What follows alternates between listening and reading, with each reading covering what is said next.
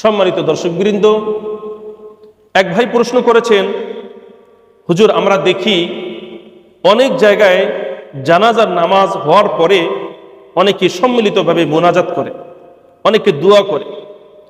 আমার প্রশ্ন হলো, নামাজে জানাজার পরে তখন কি হাত উঠিয়ে সম্মিলিত মোনাজাত করা যাবে? এর উত্তর হলো, আমাদের আগে বুঝতে হবে জানাজার নামাজটা কি। মূলত জানাজার নামাজ এটাই হলো দোয়া। জানাজার নামাজ এটা মূলত কোনো নামাজ নয়, বরং এটা হলো মাইয়িতের মাগফিরাতের দোয়া। তো জানাজার নামাজ এটাই হলো দোয়া। সুতরাং যখন আমরা কোনো মাইয়িতের জানাজার নামাজ আদায় করি, কেমন যেন আমরা সকলে তার জন্য আল্লাহ তাআলার কাছে মাগফিরাতের দোয়া করি। তাহলে দোয়া যখন হয়ে যায়, তাহলে এক দোয়ার পরে আরেক দোয়া করা এটা তো অনর্থক একটি কাজ।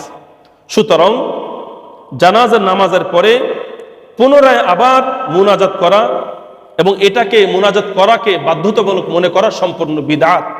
কারণ নামাজে জানাজার পরে সম্মিলিত মুনাজাত বা মুনাজাত করা এটা কোনো সহিহ হাদিস দ্বারা প্রমাণিত নয়। সুতরাং আমাদের সকলেই এই কথার প্রতি খেয়াল রাখতে হবে যে নামাজে জানাজার পরে আমরা কেউ সম্মিলিতভাবে মুনাজাত করব না। এটি হাদিসের মধ্যে তো নেই এবং ফুকাহে কেরাম ওনারা সম্পূর্ণ তাদের কিতাবের মধ্যে নিষেধ করে দিয়েছেন।